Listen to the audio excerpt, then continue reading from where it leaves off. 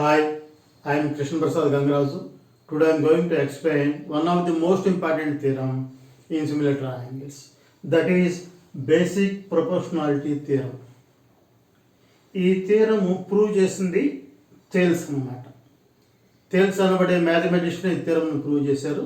కాబట్టి ఈ థియరమ్ని Thales theorem అనే నేమ్తో కూడా మనం పిలుస్తాం. ఓకేనా? So one of the most important theorem basic proportionality theorem. ఏంటి థియరం? ఈ మ్యాథమెటిషియన్ ఏం చెప్పాడు, ఏం ప్రూవ్ చేశాడు అంటే, ఒక ట్రయాంగిల్లో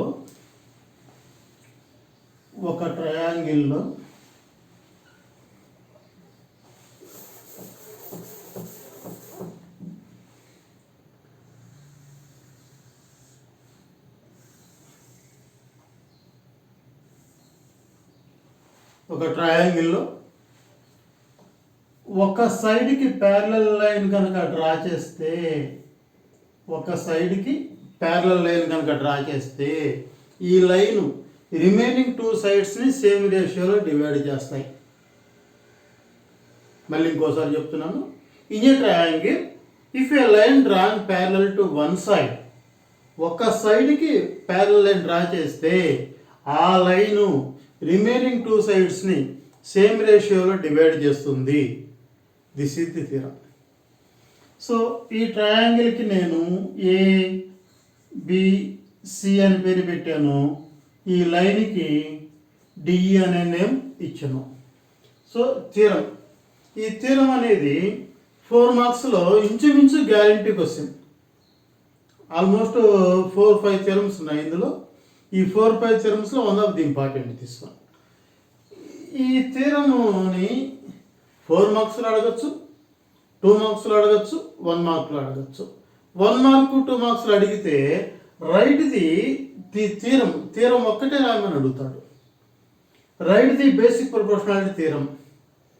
ఈ ఒక్కటి రాస్తే మీకు 1 ఆర్ లేదా 2 మార్క్స్ వచ్చేస్తాయి.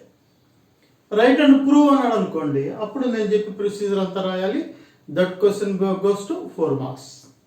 కాబట్టి జాగ్రత్తగా వినండి. ఈ థియరం యాజ్ ఇట్ ఈజ్గా బైహెట్ చేసేయండి. నేను మీనింగ్స్ చెప్తాను, దానికి తగ్గట్టుగా మీరు బైహెట్ చేసేయండి. So basic proportionality theorem or Thales theorem అంటారు. ఇలా హెడ్డింగ్ పెట్టుకోండి. ఒకవేళ ఎగ్జామ్ హాల్లో రాసే నోట్స్లో కూడా basic proportionality theorem or Thales theorem అని హెడ్డింగ్ పెట్టుకోండి. ఆఫ్టర్ దట్ థియరం అని ఇది రాసేయండి. If a line drawn parallel to one side of ఏ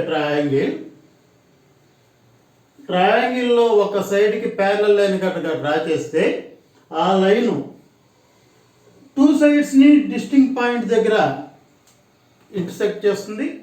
అలా ఇంటర్సెక్ట్ చేసిన తర్వాత ఈ లైను రిమైనింగ్ 2 సైడ్స్ని సేమ్ రేషియోలో డివైడ్ చేస్తుంది అనేది థియరం.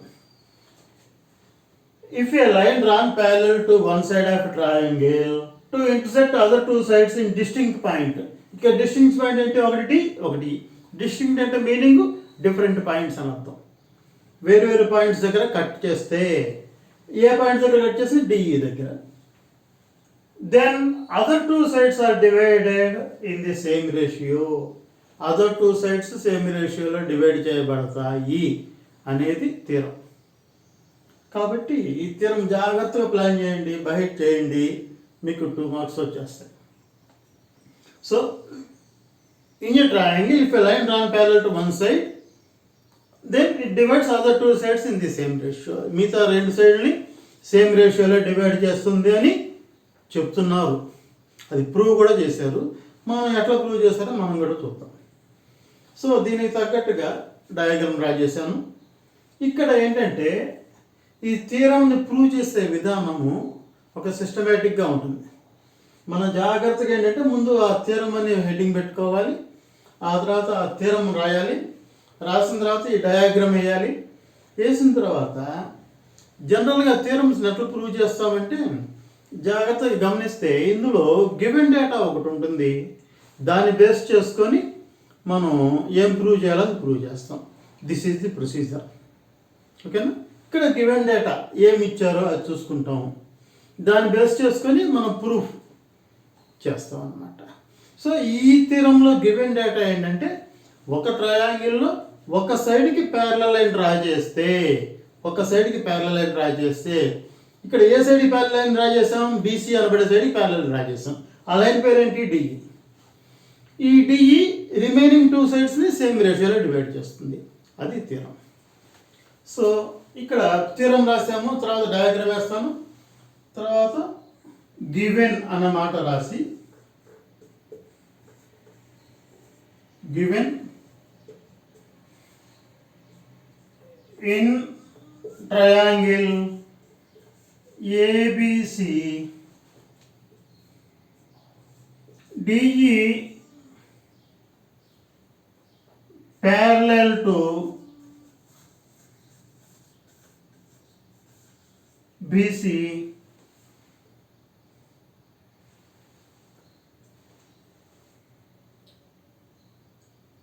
intersects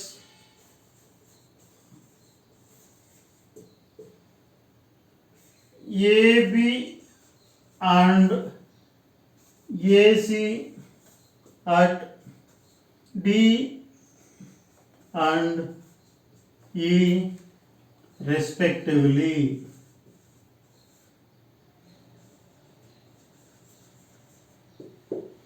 ఈ లైన్ ఏబీను ఏసీను డిఈ పాయింట్స్ దగ్గర ఇంటర్సెక్ట్ చేస్తుంది అని చెప్పాం.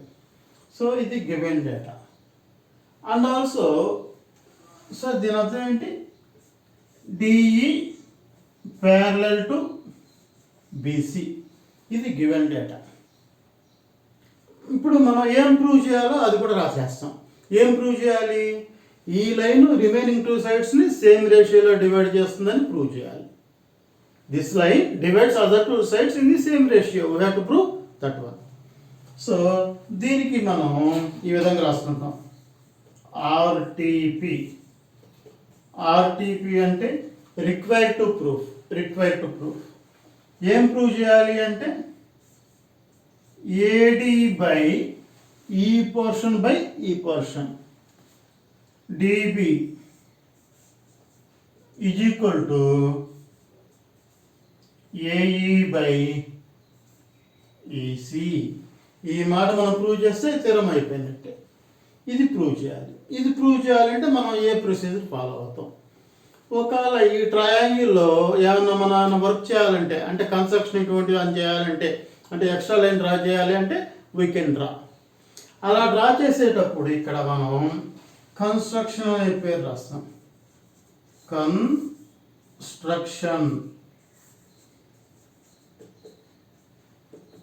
కన్స్ట్రక్షన్ అనే నేమ్ రాసేసి మనం ఈ విధంగా ఎక్కడెక్కడ డివైడ్ చేసుకుంటూ రాస్తూ ఉంటే సబ్జెక్ట్ క్లారిటీ బాగుంటుంది అన్నమాట. యాజ్ ఇట్ ఈజ్ టెక్స్ట్ బుక్లో ఉన్నట్టే మీకు ఎక్స్ప్లెయిన్ చేస్తున్నాను నా వేలో. So construction. ఇక్కడ మనం ఏం చేయాల్సి వస్తుంది అంటే బిఈని జాయిన్ చేద్దాము. Join BE, join CD. బిఈని జాయిన్ చేసాము, సిడిని జాయిన్ చేసాము. అదే ఇక్కడ రాస్తాం. Join BE and CD. ఈ రెండింటిని జాయిన్ చేసాం. బిఈని జాయిన్ చేసాం, సిడిని జాయిన్ చేసాం. ఇది కాకుండా ఎక్స్ట్రాగా ఇంకో పని చేస్తున్నాను. ఏంటంటే ఈ డి నుంచి ఈ సైడ్కి ఒక పర్పెండిక్యులర్ లైన్ డ్రా చేస్తున్నాను. డి నుంచి ఏసీ మీదకి పర్పెండిక్యులర్ లైన్ డ్రా చేస్తున్నాను. ఈ లైన్కి ఎం అనే పేరు పెడుతున్నాను. అదేవిధంగా ఈ నుంచి కూడా ఒక పర్పెండిక్యులర్ లైన్ డ్రా చేస్తున్నాను. దీనికి ఎన్ అనే నేమ్ ఇస్తున్నాను.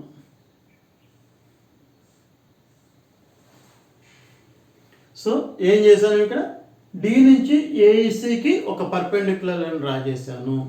అదేవిధంగా ఈ నుంచి ఏబికి పర్పెండిక్యులర్ లైన్ డ్రా చేశాను.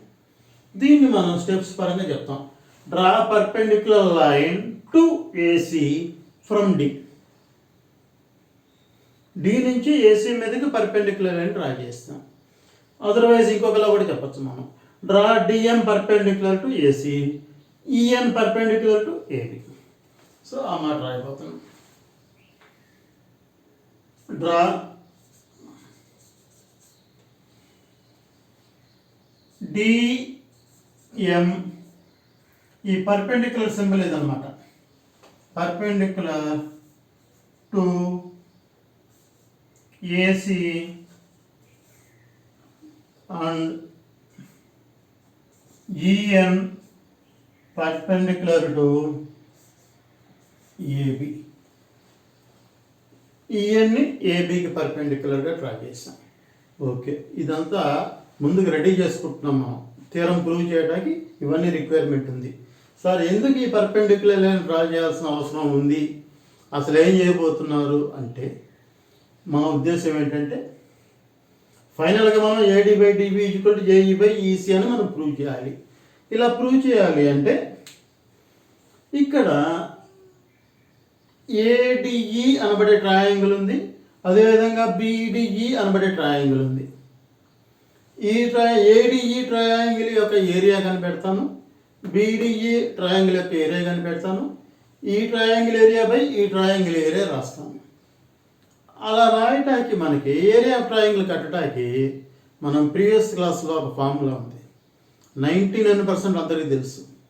ఏంటంటే అది half into base into height, half into base into height. ఇక్కడ హైట్ అంటే మీకు ప్రీవియస్ క్లాస్లో చెప్పున్నా నేను, ఆల్టిట్యూడ్ అంటారు. ఆల్టిట్యూడ్ అంటే వర్టెక్స్ నుంచి పర్పెండిక్యులర్ లైన్ డ్రా చేస్తే వచ్చేదాన్ని ఆల్టిట్యూడ్ అంటారు. సో ఏరియా కట్టాలి అంటే మనకు ఆల్టిట్యూడ్ కావాలి. మరి ఇక్కడ ఈ ట్రయాంగిల్లో ఆల్టిట్యూడ్ ఇదన్నమాట. సో ఇది నేను పర్పెండిక్యులర్ లైన్ అని ఎప్పుడైతే డ్రా చేశానో ఇది ఆల్టిట్యూడ్ అయిపోయింది. డిఎం అనేది ఒక ఆల్టిట్యూడ్, ఈఎన్ అనేది ఒక ఆల్టిట్యూడ్. కాబట్టి దాన్ని ముందుగానే మనం డ్రా చేసి పెట్టుకున్నాం. ఏరియా అనబడేది కట్టాలి అంటే, ఫైండ్ చేయాలి అంటే వీ రిక్వైర్డ్ దీస్ ఆల్టిట్యూడ్స్ ఉండి తీరాల్సిందే. ఏరియా ఆఫ్ ట్రయాంగిల్ ఫార్ములా వేయాలంటే half into base into height వేస్తాము. హైట్ అంటే nothing but altitude. Already previous క్లాస్లో ఎక్స్ప్లెయిన్ చేశాను, మీకు అర్థమై ఉంటుంది. ఓకేనా? So these are the required. మనకి కన్స్ట్రక్షన్ చెప్పి రాసాము. ఇప్పుడు మనం ఏం చెప్పదలుచుకున్నామో అది ఇక్కడ చెప్తాము అన్నమాట.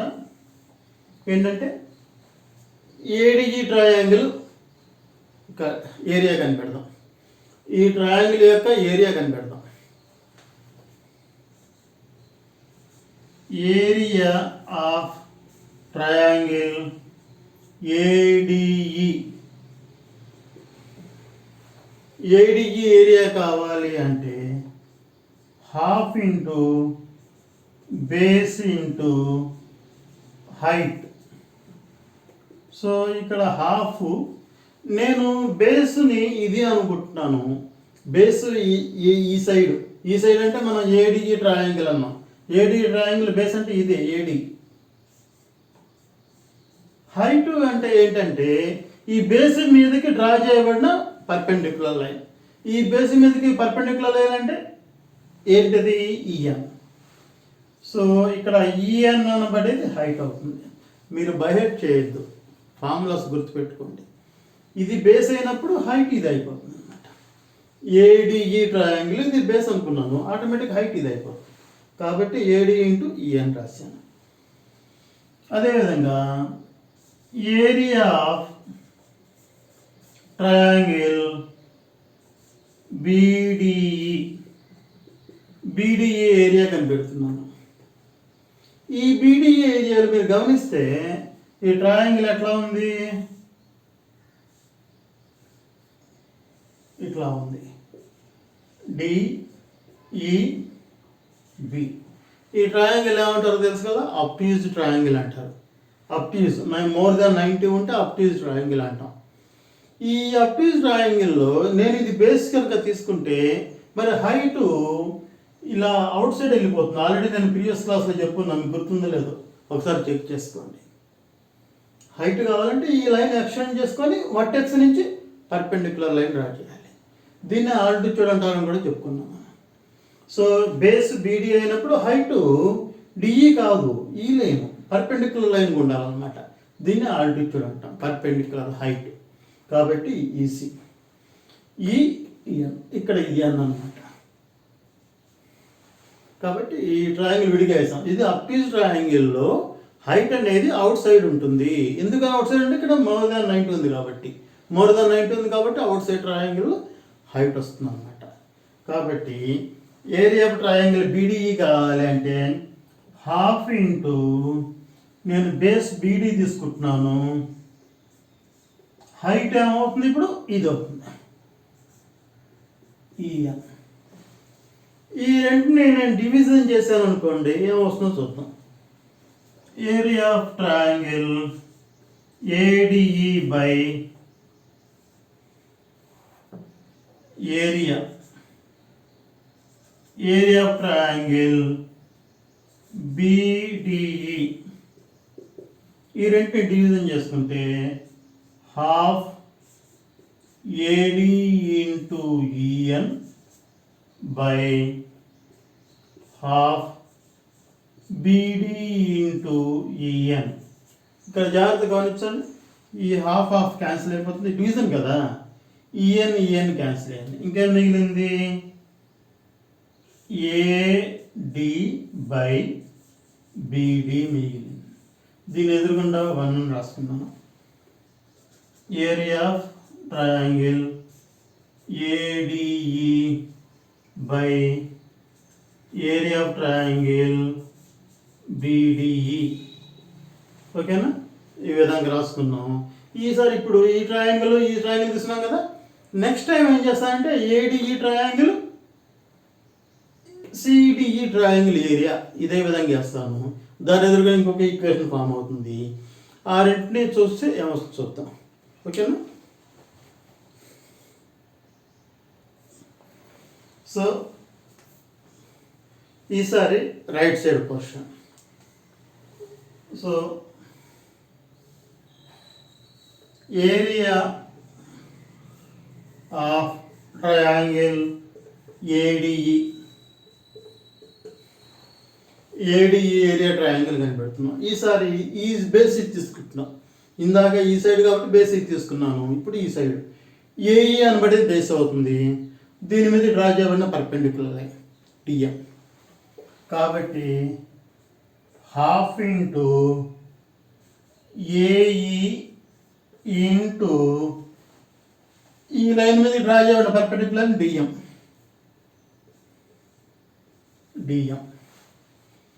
అదేవిధంగా ఏరియా ఆఫ్ ట్రయాంగిల్ సిడిఈ, ఇది కూడా ఇందాక చేస్తున్నట్టే, ఇది కూడా అబ్ట్యూస్ ట్రయాంగిల్.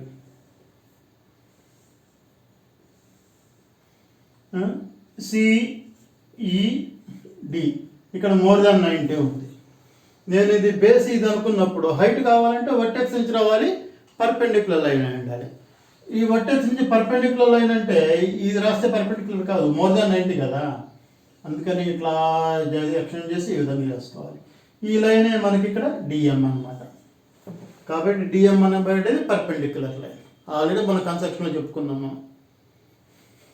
కాబట్టి half into CE into CE అన్న ఈసీ అన్న ఒకటి, ఈసీ ఇంటూ డిఎం,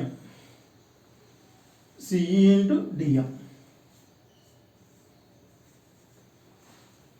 సో దీంతో డివిజన్ చేద్దాం. ఇందాక చేస్తుంటే సేమ్ ప్రొసీజర్, ఇందాక ఏమైతే చేస్తాం ఇక్కడ అదే procedure. Area of triangle ADE by area of triangle CDE is equal to half AE into DM by half EC into DM. ఇక్కడ గమనిస్తే హాఫ్ క్యాన్సిల్, డిఎం క్యాన్సిల్, ఇంకేం మిగిలింది AE by EC. Area of triangle ADE by area of triangle CDE ఈ value ఇది వచ్చింది. దీని ఎదురుగుండా 2 అని రాసుకుందాం. దీని ఎదురుగుండా 2. సో ఈ రెండు గమనిస్తే రైట్ సైడ్ పోర్షన్కి చూడండి, AD by BD is equal to AE by EC. మనం ప్రూవ్ చేయాల్సింది కూడా అదే, AD by dB is equal to AE by EC. ఇది రైట్ సైడ్ ఈక్వల్ ఎప్పుడు అవుతాయి? లెఫ్ట్ సైడ్ ఈక్వల్గా ఉన్నాడు. లెఫ్ట్ సైడ్ గమనించండి, ఇక్కడ ఏడిఈ ఉంది, ఇక్కడ కూడా ఏడిఈ ఉంది. సేమ్ ట్రయాంగిల్ కదా, ADE triangle same. Left side కనుక ఈక్వల్గా ఉంటే రైట్ సైడ్ పోర్షన్ ఈక్వల్ అని చెప్తాం, మన థీరం అయిపోతుంది, మనం ప్రూవ్ చేయాల్సింది అయిపోతుంది అన్నమాట. ఇప్పుడు ఈ లెఫ్ట్ సైడ్ పోర్షన్లో టాప్లో న్యూమరేటర్లో ఏముందంటే ఏడిఈ ట్రయాంగిల్ ఏరియా ఉంది, ఇక్కడ ఏడిఈ ఉంది. ఏడిఈ ఏరియాకి ఈక్వలే కదా, వేరే ఏం కాదు కదా. సేమ్ ట్రయాంగిల్ అంటే ఏరియా ఈక్వల్గా ఉంటుంది కదా, కాబట్టి న్యూమరేటర్ ఈక్వల్గా ఉందా లేదా గమనించండి. ADE area. ఇప్పుడు డినామినేటర్ చూడంగానే ఇక్కడ సిడిఈ ట్రయాంగిల్ ఉంది, ఇక్కడ ఏమో బీడిఈ ట్రయాంగిల్ ఉంది. సిడిఈ ట్రయాంగిల్, బీడిఈ ట్రయాంగిల్, ఇదొక ట్రయాంగిల్ అన్నమాట. మళ్ళీ ఇదొక ట్రయాంగిల్. ఈ రెండు ట్రయాంగిల్స్ కన్నా వేరు ఉన్నాయి, డిఫరెంట్. అవి ఈక్వల్ ఎట్లా అవుతాయి? ఈక్వల్ కాదు. కానీ మనం ప్రీవియస్ థీరం ఒకటి చెప్పుకున్నాం 2 days బ్యాక్. ఏంటది ఆ థీరము? ట్రయాంగిల్స్, ఎన్ని ట్రయాంగిల్స్ అయినా సరే హ్యావింగ్ సేమ్ బేస్, ఒకే బేస్ మీద ఉండాలి, బిట్వీన్ సేమ్ ప్యారల్ లైన్స్ మధ్యలో ఉండాలి. అట్లా ఉంటే వాటి ఏరియాస్ ఈక్వల్గా ఉంటాయనే విషయం మనం అంతకుముందు క్లాస్లో చెప్పుకున్నాం. అందుకనే ప్రీవియస్ క్లాసులు చాలా ఇంపార్టెంట్. మీరు జాగ్రత్తగా స్టడీ చేయండి, బాగా స్టడీ చేసి ఒక సబ్జెక్ట్ మీద క్లారిటీ పెంచుకోండి, అవన్నీ ఇక్కడ ఉపయోగపడతాయి అన్నమాట. కాబట్టి ఈ బీడిఈ ట్రయాంగిల్ కానీ సిడిఈ ట్రయాంగిల్ కానీ ఒకే బేస్ మీద ఉంది. నేను రివర్స్లో ఉంది, మీకు గమనిస్తే బేస్ ఏంటి? బీడి, ఇదనమాట డిఈ అనబడే బేస్ మీద బీడిఈ ట్రయాంగిల్ ఉంది, ఇదే బేస్ మీద సిడిఈ ట్రయాంగిల్ కూడా ఉంది. మరి అప్పుడు వాటి ఏరియాస్ ఒకే ప్యారలల్ లైన్స్ కదా, అప్పుడు వాటి ఏరియాస్ ఈక్వల్గా ఉంటాయా ఉండవా? ఉంటాయి. అదే థీరం, అంతకుముందు ప్రీవియస్ క్లాస్లో వచ్చిన థీరం అన్నమాట. ఏంటి ఆ థీరము? ఒకే బేస్ మీద ఒకే ప్యారలల్ లైన్స్ మధ్యలో ఉన్నటువంటి ఏరియా, ట్రయాంగిల్ యొక్క ఏరియాస్ ఈక్వల్గా ఉంటాయి అనేది ఆ థీరం అన్నమాట. ఆ థీరం బాగా చూసుకుంటే ఈ రెండు ఏరియాస్ ఈక్వలే. ఎందుకని ఈక్వల్ అని చెప్తున్నాము? బేస్ ఒకటే ఉంది, ప్యారలల్ లైన్స్ మధ్యలో ఉన్నాయి కాబట్టి వాటి ఏరియాస్ ఈక్వల్. కాబట్టి ఇందాక న్యూమరేటర్లో ఏడిఈ ఉంది, ఇక్కడ ఏడిఈ ఉంది అనుకున్నాం, న్యూమరేటర్ ఓకే ఈక్వల్గా ఉంది అనుకున్నాం. డినామినేటర్ చూస్తే లెటర్స్ వేరుగా ఉన్నాయని అనుకున్నాం, కానీ వాటి ఏరియాస్ ఈక్వల్. ఎందుకని ఇక్కడ బీడిఈ ట్రయాంగిల్, ఇక్కడ CDE triangle. BDE triangle, CDE triangle ఒకే బేస్ మీద ఉన్నాయి, ఒకే ప్యారలల్ లైన్స్ మధ్యలో ఉన్నాయి కాబట్టి వాటి ఏరియాస్ ఈక్వల్. ఇక ఏం రాస్తామంటే from diagram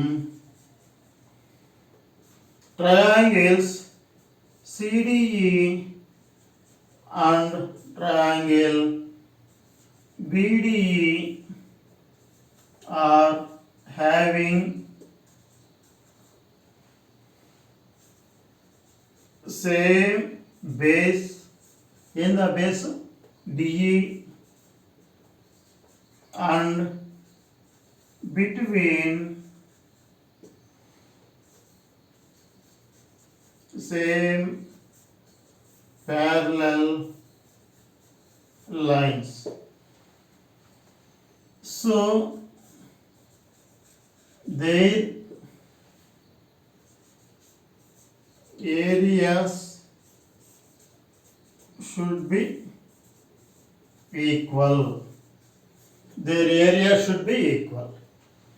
So that is area of triangle BDE is equal to area of triangle CDE. గమనించండి, ఈ BDE CDE ఏరియాస్ ఈక్వల్ అని చెప్పాం. ఆల్రెడీ న్యూమరేటర్ ఈక్వల్గా ఉంది, న్యూమరేటర్ డినామినేటర్ ఈక్వల్గా ఉన్నాయి కాబట్టి లెఫ్ట్ సైడ్ ఈక్వల్ ఉన్నట్టే కదా. ఈ పోర్షన్కి ఈక్వల్గా ఉంది. ఎప్పుడైతే రెండు ఈక్వల్గా ఉన్నాయో రైట్ సైడ్ కూడా ఈక్వలే. రైట్ సైడ్ కూడా ఈక్వల్, అంటే AD by BD is equal to AE by EC. దీని ఎదురుగుండా మనం 3 అని రాసుకున్నాం అనుకోండి. ఫ్రమ్ 1, 2 అండ్ 3 ఈ మూడింటి నుంచి మనం ఏం చెప్పచ్చు, లెఫ్ట్ సైడ్ పోర్షన్లు ఈక్వల్గా ఉన్నాయి కాబట్టి రైట్ సైడ్ పోర్షన్లు ఈక్వల్ అని చెప్తాం. రైట్ సైడ్ పోర్షన్ ఏముంది, AD by BD is equal to AE by EC. మనం ప్రూవ్ చేస్తున్నదే. Hence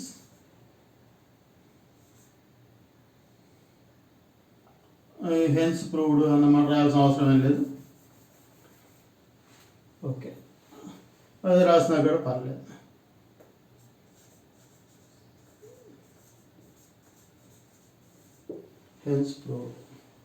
hence prove.